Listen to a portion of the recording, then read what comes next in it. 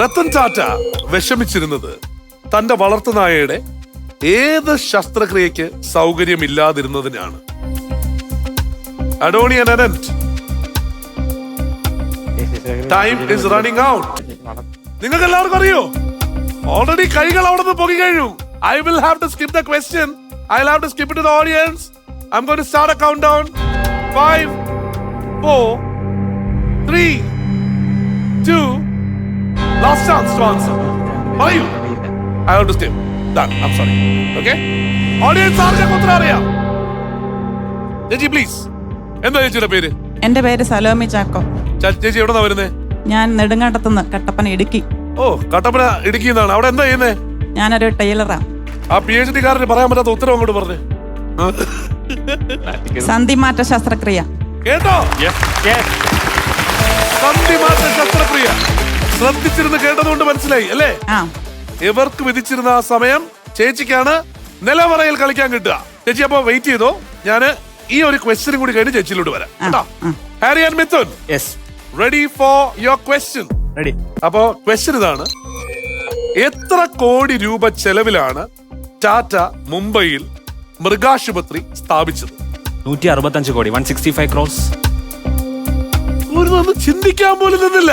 അത് എൻഡ് ചെയ്ത video end ചെയ്തത് അത് വെച്ചിട്ടാണ്. Correct.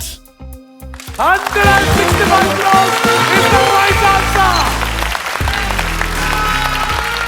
സലോമി ചാക്കോ ഒരു പ്രൊഫഷണൽ ടൈലറാണ്, സ്വന്തമായി സ്ഥാപനം നടത്തുന്ന ആളാണ്.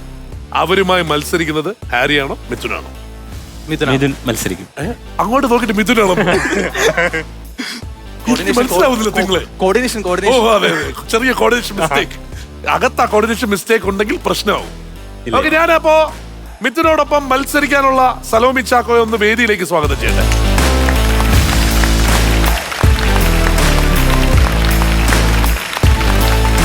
കാണുമ്പോ അറിയാം ടെൻഷൻ ഇല്ല.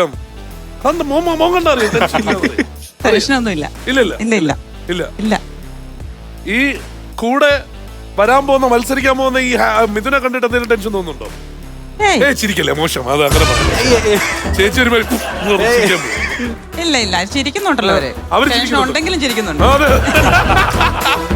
ഞാൻ നേരെ എന്താണ് നിലവറയ്ക്കകത്ത് നടക്കാൻ പോകുന്നതെന്ന് അറിയാനായിട്ട് നമുക്കൊന്ന് മീനാക്ഷി എടുത്ത് ചോദിക്കണ്ടേ?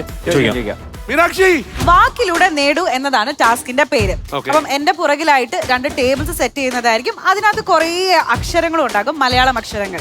അപ്പം നമ്മുടെ കണ്ടസ്റ്റൻസ് ചെയ്യേണ്ടത് ഇത്ര മാത്രം: സ്ട്രോ ഉപയോഗിച്ച് കൈ കൊണ്ട് തൊടാതെ ഇങ്ങനെ സക്ക് ചെയ്ത് അക്ഷരങ്ങൾ കൊണ്ട് ഒരു വാക്ക് സൃഷ്ടിക്കുക പുറകിൽ കാണുന്ന ബോർഡിൽ.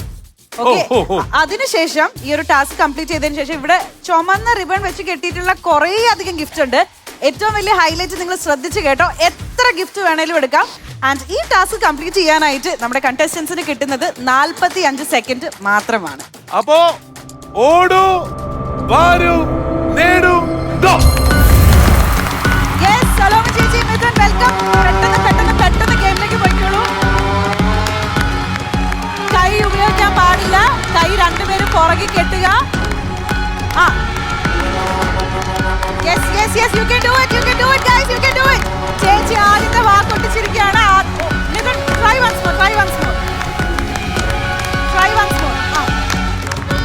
Up. എടുക്ക്. Yes, you can do it. 15 second കഴിഞ്ഞിരിക്കുകയാണ്.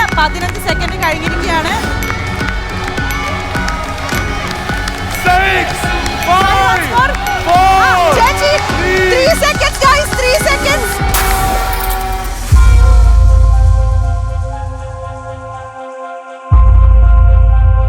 നിലവറ അടഞ്ഞു. ഇനി എനിക്ക് നിങ്ങളെ പുറത്തേക്ക് വിടണമെങ്കിൽ മിഥുൻ ചേട്ടൻ പറയണം. ജയിക്കാതെ വരുമ്പോഴാണ് ഏറ്റവും കൂടുതൽ നമുക്ക് ഡിസപ്പോയിന്റ്. അത് അവര് ജയിക്കാത്തപ്പോ നമുക്കും വിഷമമാണ്. പൊരുതി തോറ്റാലങ്ങ് പൊട്ടെന്ന് വെക്കും. ആണ് ഇത് പൊരുതി തോറ്റതാണോ എന്നാണ് സംശയം.